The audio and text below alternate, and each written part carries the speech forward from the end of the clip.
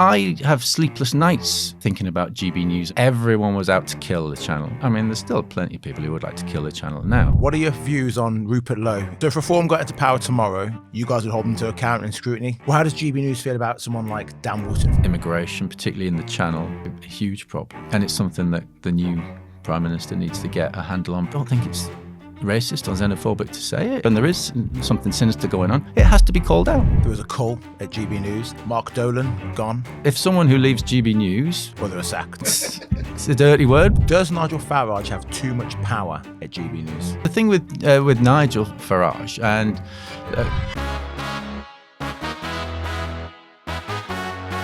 Hello and welcome to today's Daily Expresso. I'm JJ Nishobi, and on today's very special episode, we are joined by the big brain, the top dog behind GB News. Now, I know lots of our viewers watch GB News, and we've had plenty of GB News presenters on the show, like Patrick Christis, but what a chance to get to the man who is behind the camera, who sets the direction of the channel. It is Mick Booker, Editorial Director. Mick, thanks for joining us in the studio. Hello, nice to meet you. Now, listen, I'm going to start tough. GB News is criticised often for talking too much about Muslims. That's what some of the public say. Do you think that's a fair critique? I think GB News was put there to have difficult conversations about difficult situations that this country's facing, and sometimes that involves, the Muslim population, or some would say it's not so much the Muslim population we'd talk about. It's certain people who fear that there's radical Islam is causing problems in this country. So what I would say is that we tackle a whole range of conversations and topics which in the past people have shied away from.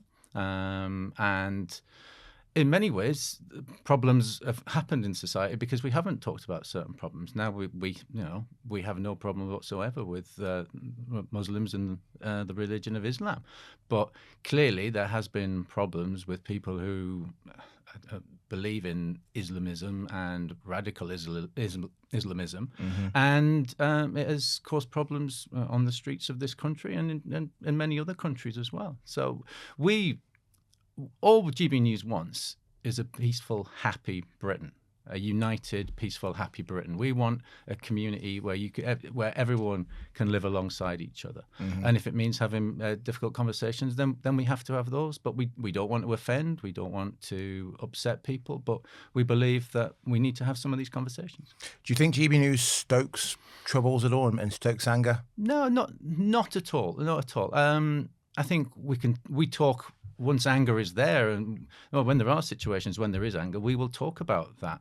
But again, in shying away from some of these difficult conversations, some of these difficult situations, then it can hide the problem. And I think I'd like to think that we have been a positive change for this country, and that people can speak their minds about something, but respectfully. Look, I have sleepless nights thinking about GB News and making sure that we don't do things like that. And, I've been there now nearly 5 years as editorial director.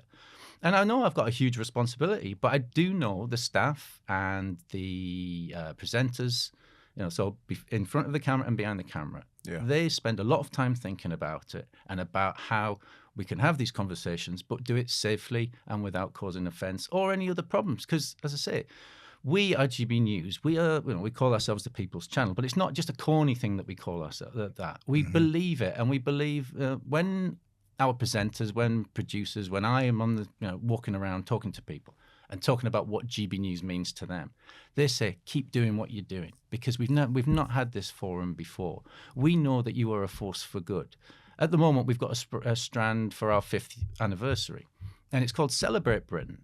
And we're in communities everywhere. We're in, for instance, we've been in Durham, we've been in Leeds, we're in Barry in Wales, we're in Aberdeen. We're all over the country talking to people about what's fantastic about what's going on in Britain. So, would you go to Bradford? Of course we have been to Bradford. We would go anywhere where we can talk to people and talk about what's going on in this country. So, I've worked in Leeds, Bradford, Durham, Halifax, places like this where there is a large other cultures have lived there. And there is absolutely no problem whatsoever with that. And I think most normal people in this country have no problem with that. But when it becomes more sinister, or when there is something sinister going on, it has to be called out. Okay. GB News is smashing BBC. You are smashing Sky News. I won't even mention ITV News. You destroy them. So you are. They might have something to say. They all would. Yeah. But you are the number one watched news channel in this country. But are you a news channel or are you an opinion-led channel? Well, I think we're a blend of both. I mean, I think most people don't care about what the definition of the channel is. I like to think that we are presenting news to people that they can understand in a form that they can understand, and we don't talk down to them. Yeah. And we don't. I'm not there. I mean, I've never won an award in my life. You know. I mean, after all, I used to work for the Express group for 20 years. Why would I have ever won an award before my life? But you know, we don't make journalism for journalists. Yeah. And a lot. Not to criticise, there's lots of people, award-winning journalists doing some fabulous work out there. We're a different sort of channel. You know, we are doing something completely different that's not been seen. You know, a new news channel hadn't been seen for 30-odd years since Sky had done it. So we're doing something totally different. And I think in many ways, I mean, Christopher Hope, our political editor, says it best to me, is that there's particularly during the day. I mean, we allow presenters to have their opinion, and that's what makes the channel. But during the day, it's like a newspaper, so it's your news pages, and then on a night it's more like your columnists. You know, it's people like JJ in the Daily Express. That's my favorite columnist. I'm going to turn to that page every day, and I'm going to every week, and I'll read that column. And it's like that with our viewership, and it's like that with our programming. Yes, there's opinion throughout the day, but I think that's what people like to see. Oh, Eamon Holmes has said that. Oh, God, I agree with him on that one. And you know, but I think there's more opinion later on with like Michelle Dewberry in the 6 o'clock show, and she's great. Martin Daubney at 7, and Jacob Rees-Mogg as one of the most thoughtful shows on the entire channel at 8 o'clock. Now, again, we've this idea that people who are politicians or have been politicians in the past shouldn't host TV shows. I mean, in those strands, they're more current affairs shows. It's not a news show, as we've managed to work that one out. And in that, it's one of the most balanced conversations you could possibly have, because Jacob wants a balanced conversation. He wants to be tested by people with other ideas to him, and that's what we try and do. So the idea that there's people out there, and I think it treats the British public sometimes as idiots, some of the rules. Not to say we shouldn't have rules, but sometimes it treats them as idiots. And that if they turn on Channel 512 on Sky and see Jacob Rees-Mogg, they're not going to say, oh, I believe everything he says, I'm going to vote Conservative. Most people don't. They'll say, oh, no, look at that eating fool. Or, I really agree with him. I think he dresses brilliant. I'm glad he's got a nanny. You know, but, and I think people make their own minds up. It's like when they go to a newsstand every morning, and, you know, not as many as there used to be with newspapers, they go, oh, I'll get the Express. I don't necessarily believe every single word that the columnists say, but I take their news and I believe it because they present it and they're proper journalists, like all of our people are. But I'll read some of the columns and I'll be tested by it, you know. So I think people are used to that. People who consume news are used to that. Well, we had Colin Brazier on the show not so long ago. He obviously worked at GB News. Before that, he was at Sky. Yeah. And he said BBC and Sky News, essentially, they make news programmes for themselves. They're making news programmes for other journalists. And the difference between them and GB News is that you guys are making news that actually is for the people.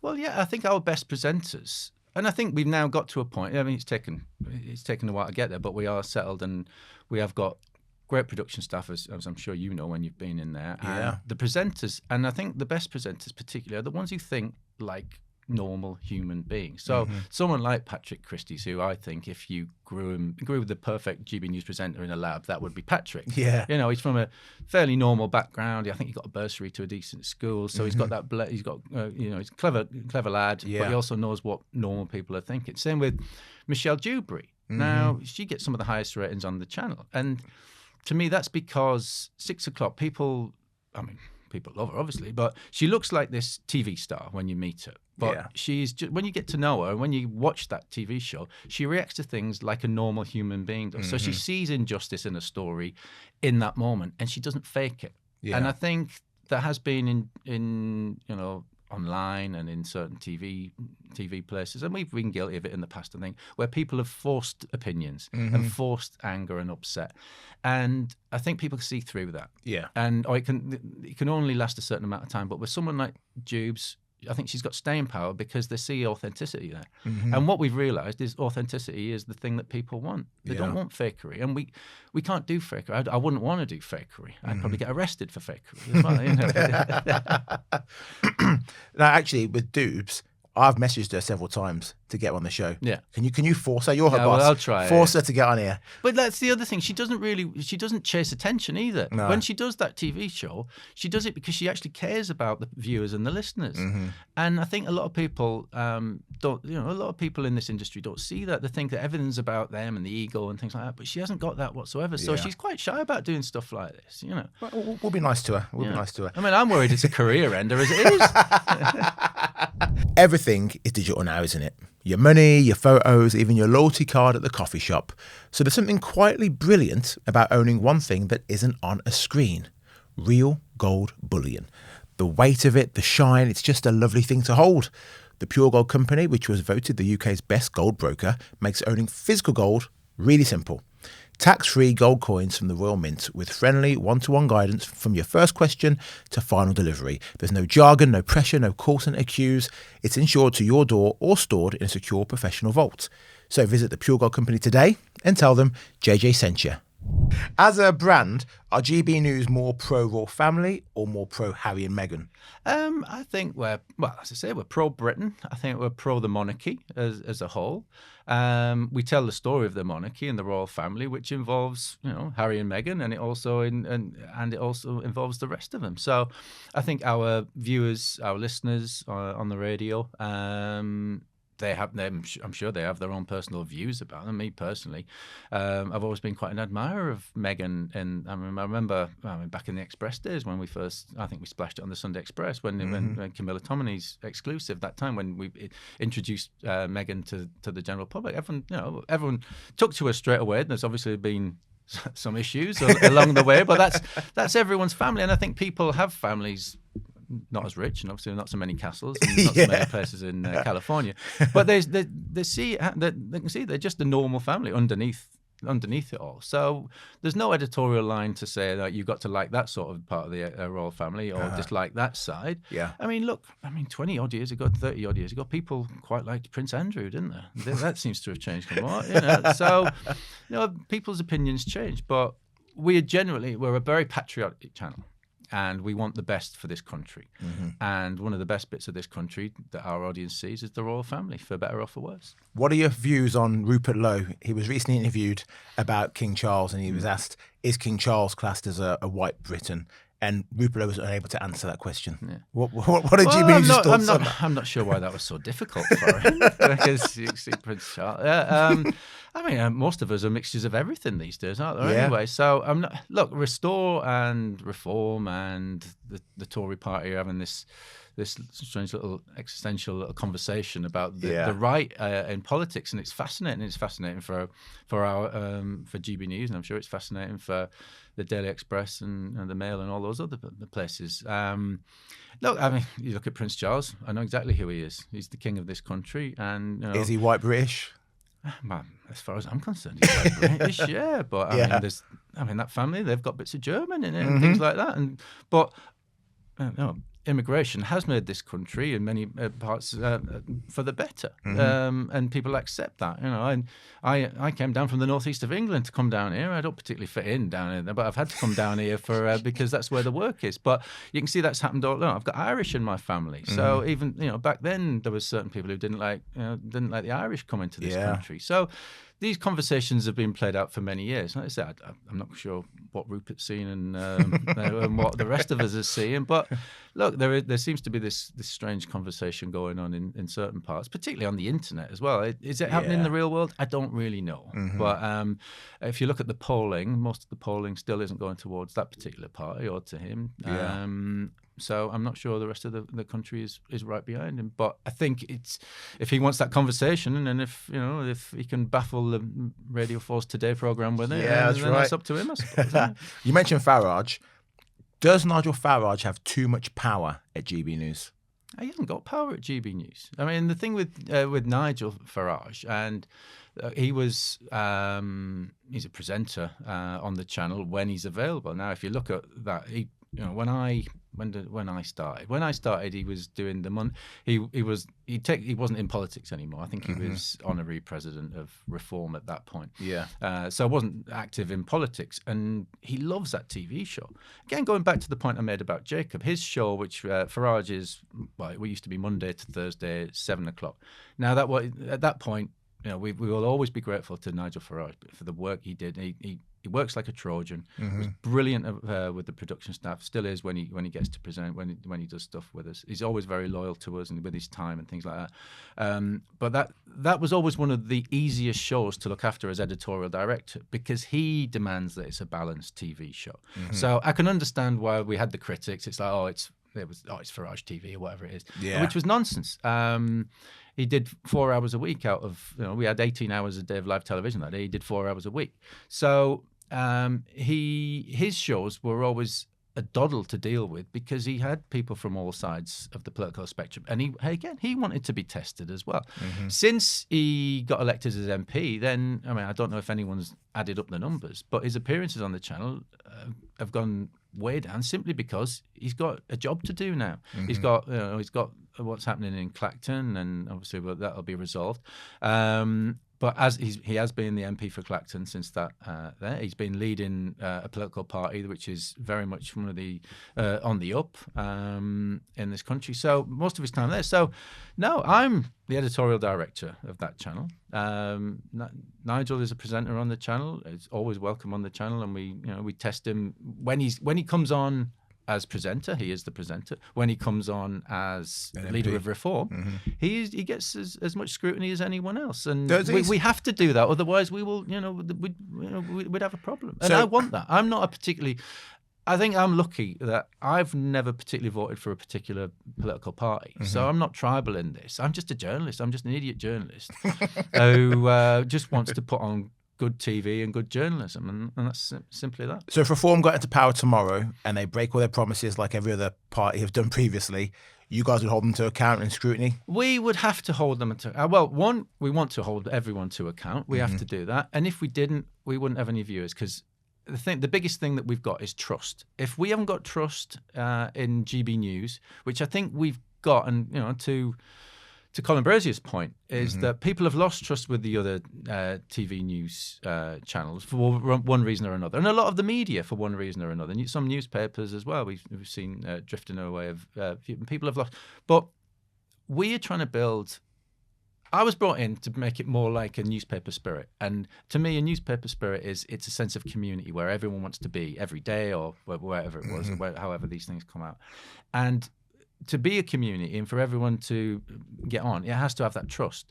And if that trust isn't there, I think we'd be called out on it very quickly. And I think our viewers would call us out on it pretty quickly.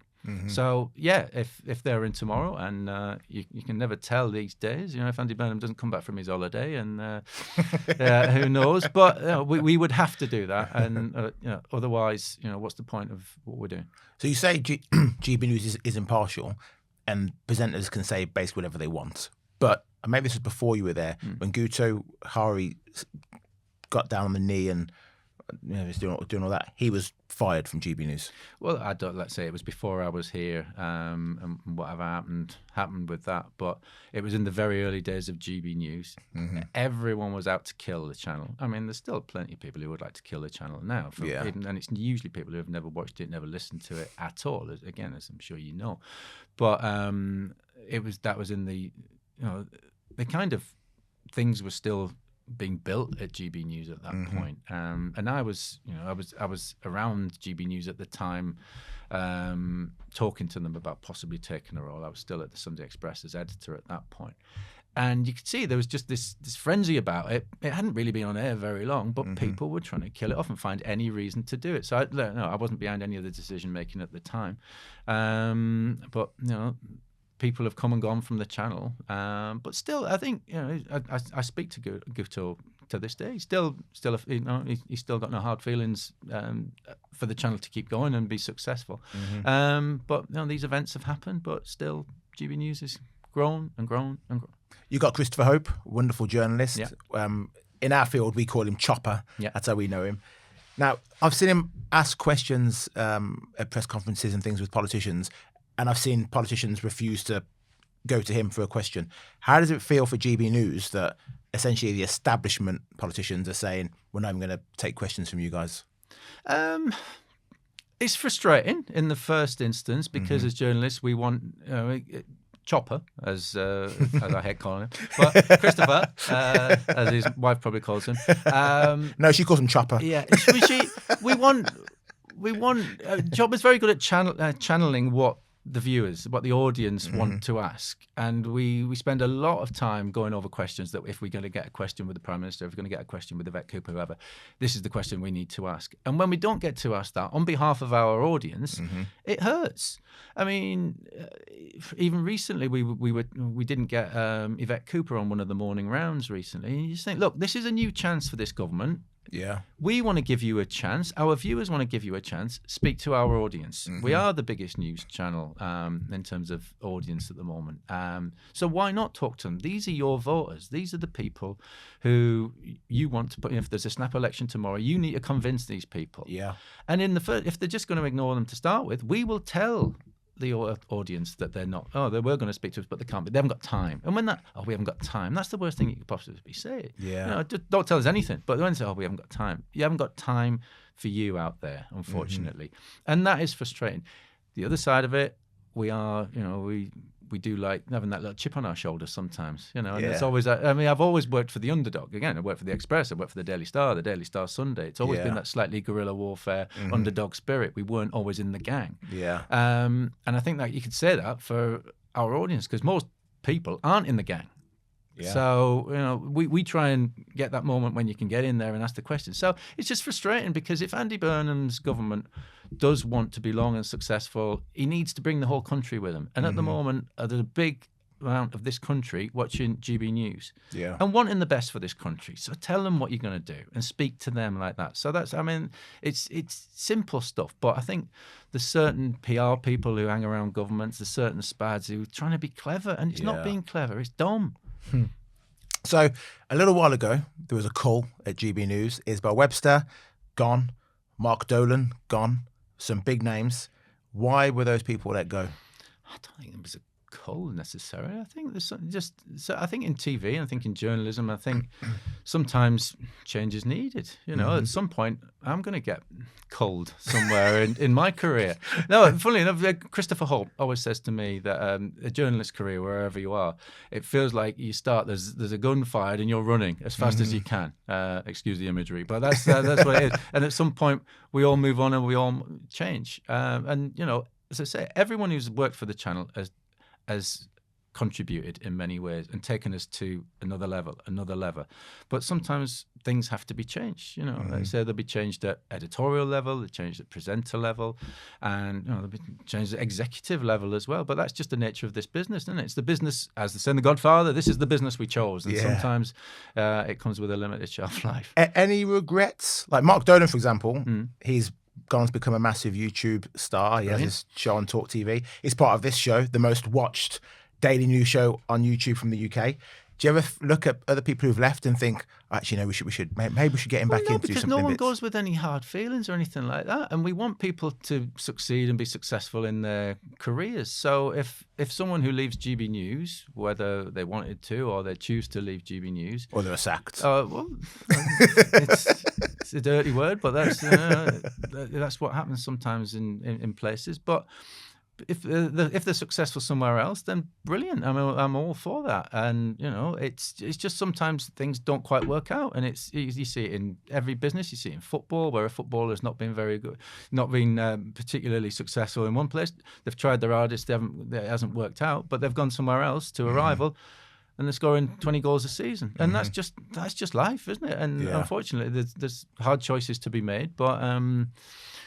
Again, it's all about getting the best possible GB News product out there. And, sometimes these things happen, I'm afraid. Well, how does GB News feel about someone like Dan Wootton, for example, constantly making jibes, going after current presenters, pulling back the curtain, as he would say, about what really happens at the sinister GB News or KGB News, whatever he calls it? How does that make you guys feel? Well, I've worked with Dan for a few years. He's a great broadcaster. He's got his own. Again, he seems to be doing very successful in what he's doing. If that's what's going to make him successful, then good luck to him. But all I think about when I walk into GB News, I wake up every morning. Not when I walk into GB News, but when I wake up every morning, is what we're doing. We concentrate on our business, and I couldn't care less what anyone else is doing, what anyone's saying about us, unless unless there's a problem and we've inadvertently offended someone, then I do care, because that is something that, as I said, it keeps me awake at night working at GB News, because I want it to be the best it possibly can be, and I want it to have a long and successful future. But if other people want to do stuff off the back of GB News, then that's fair enough to them. Yeah, good luck to them. So when you wake up every morning next to Chopper, and you think to yourself, you know what? This one presenter we've got at GB News is effectively untouchable. They're just fantastic. Who is that one presenter at GB News that you would say, in an ideal world, you could never, ever get rid of? Who can you? I think. Don't give me that answer. I think they're all so good. No, I've got to give that. The answer is, the only thing that's important to me is GB News.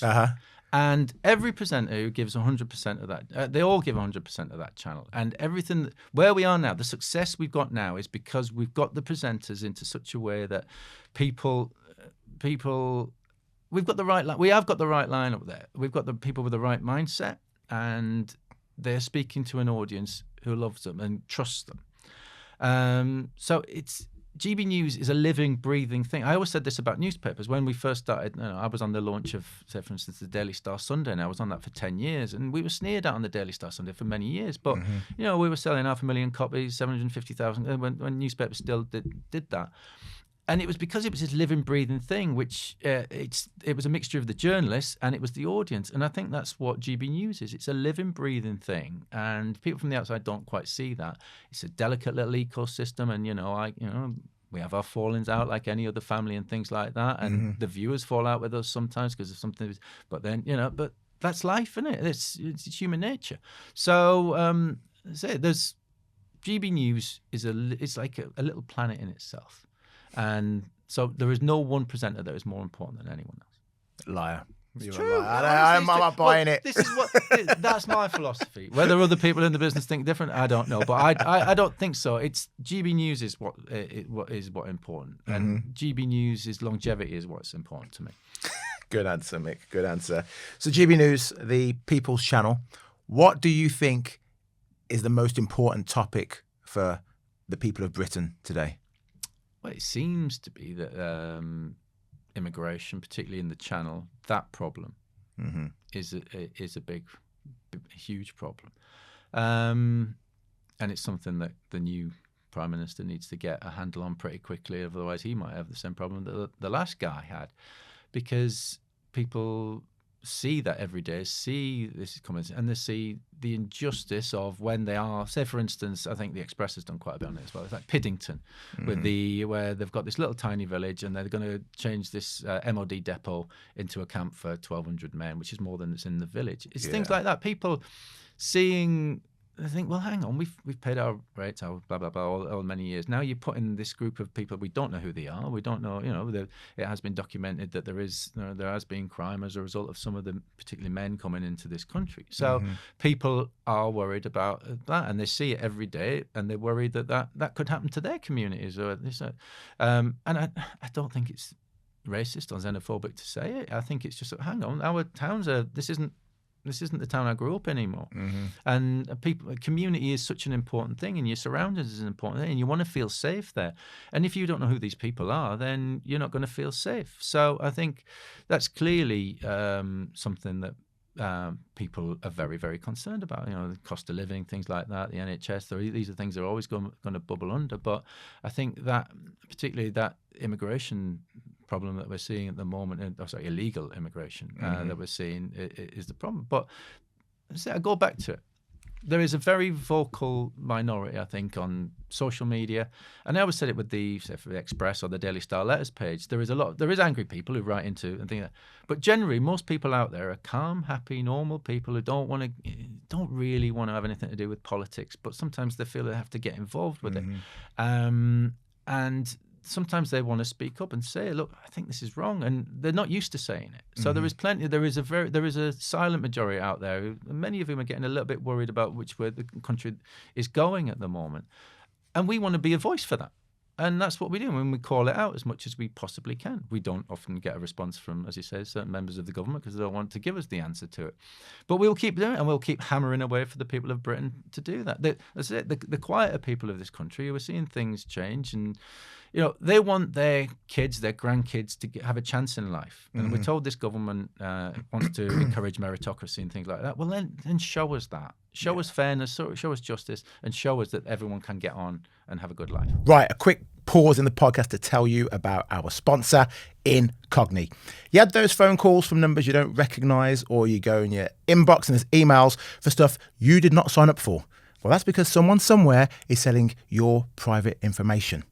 That's where today's sponsor comes in, Incogni. They will contact these people who have been taking your information, and they'll say, oi, stop, delete it. Go to the website, incogni.com, you type in the details, 2 minutes later, Incogni is sorting it out for you automatically. And because I love you, I've got you a discount. It ain't 10%, it ain't 20, 60% off. 60% off an annual Incogni plan. Just go to incogni.com/Daily Expresso or click the link in the episode description box below. So when people like Zia Youssef, and I have to say people because he's not an elected official, he's not a shadow anything, he's just a person in a party. When people like him are saying we're going to put the Navy in the waters, and then I go on X and I see some people who are commenting under GB News videos saying things like we should be shooting bullets at the dinghies and pushing them back. Is that the kind of policy that GB News wants to support? Well, we don't support shooting people, no. No, not shooting people. Yeah. They're saying shooting the dinghies, not shooting people. Well, no, but we don't have a view as a channel, and that's the thing. We don't have a view as a channel, but we will put on Zia Youssef with reforms, well, whatever new policies they come up with, and we will test them out on air, and we have the debate on air about it, and that's what we're there to do.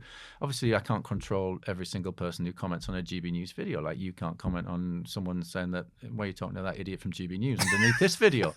But no, it's true. Isn't it? You can't control that, and I'll sue you. He says I'm an idiot. How dare you put me at risk of that? But that's just the nature of these businesses now, isn't it? But GB News, as I said, we don't support one particular party. I don't support one particular party, and I would lose my job if it was if we were doing that. And so I think we put these. I think, to your point though, I think there's a lot of people who do see this simple idea of putting the Navy in the channel that will solve it. Yeah. I'm not so sure. I don't know. Let's see what happens if they did get in. If that could be tested, whether the Navy wanted to do it, I don't know. But it's an idea, and we're a channel there for people to test ideas on, whether it be Reform and Zia Youssef or whether it be Andy Byrne and whoever it is, Shabana Mahmood from the Labour Party. We want to have the discussions, I mean, I've always said this to some of the politicians, some of the sides, particularly it's on the left, or where we said, if you came on the channel more, then it dilutes the other side a little bit more. So just by nature of doing it, that's what would happen. So we would say that these people should come on, test your ideas. We've got an audience who wants to listen and wants a better country, and if you've got a good idea, they will tell you it's a good idea. Not every single person is a member of a political party. It's vanishingly few people are members of political parties, aren't they? Yeah. And they're not activists. And, a lot of journalists these days on certain, in certain brands of whatever, I hate the word brands, but you know what I mean? Yeah. They're newspapers, whatever, as they used to be called, and TV station. They have been activists. Yeah. And I was always taught, when I was taught as a journalist, that I should be able to work, on The Guardian, the FT, well, not the FT, I'm not clever enough, but, you should be able to transfer your skills wherever you go and not take your politics if you have any with you. And that's what I've never quite understood about certain aspects of journalism, particularly over the last 20 years that I've seen. Yeah, that's fair, I think. There's also a lot of commentary out there that a civil war is coming to this country. What are your thoughts on that? I think people get very overwrought, don't they? I think, as I say, I think we've identified there's a lot of problems in this country. There's a lot of problems across the world, isn't there? But I think a civil war is way off, because I think this country is a peaceful, happy country underneath it all. And the people of this country are peaceful and largely happy and just want to get on with a good life. They want, you know, as I said, they want a house, they want a nice car, go on holiday a couple of times a year and have a nice Christmas. That's all most people want to do. They're not politically motivated. They're not easily. What gets me every summer is, there's going to be riots. There's going to be riots. There's only riots if something particularly sparks a riot. Yeah. There was protests last year. They weren't riots. That was people specifically talking about, there was asylum hotels in their village. Yeah. They're not riots, and that we've always got to be careful with the language, and that's what gets me as well. It's that sometimes becomes a riot, doesn't that? None of those were riots. There was disorder, but mostly it was peaceful protest. And this is what we be careful, because I think there's politicians in this country and there's journalists in this country who treat the British public as this big bovine mass who are ready to rise up at any point. And I think that is absolute crap, because most people just want a quiet, happy life and to be left alone. Yeah. But they will tell you if they gets pushed too far. And that's what I'd say. But civil war, way off. Okay. Final question. Rupert Lowe and Ben Habib, they call you up tomorrow and they say, we want to do a show on GB News. Is that likely something that GB News would take up? I'm not sure it's a great show, that. I don't know. Look, everyone is welcome on GB News, but everyone can't get a show on GB News. The critics are going to say, well, you won't have Rupert Lowe on there because Nigel Farage and his mates are controlling it. You got Ian. You've got Lee. You got Lee on there. You've got Nigel's got a show, so you won't have Rupert Lowe on. And Ben Habib definitely won't be allowed on anymore. Anyone is welcome on GB News. Anyone is absolutely welcome. Well, I mean, let's say Rupert Lowe was on with Jacob Rees-Mogg. He went to his house, sat down, had a lovely, cosy interview, and talking about the future of the right. So I think that's absolute rubbish. And Ben Habib, he's welcome on. Everyone is welcome on GB News. Okay. It's just that you can't get on GB News every single day. That's the point. Look, we'll even let you on. No, even though you've got this big fancy new career over here doing this, but now you've got your big lovely fancy podcast on the Daily Express. But the door's always open. But look, we want as broad a range of guests as possible. That's what all we've ever wanted to do. Yeah. So GB News needs to keep changing, needs to keep evolving. The whole media does. So as I say, there's a time for everyone on the channel. Okay. Mick Booker, Editorial Director at GB News, thank you very much for your time. Thank you. Hopefully you've enjoyed that interview. Please like, share, subscribe, comment, and hit the hype button. And we'll see you next time. Bye-bye.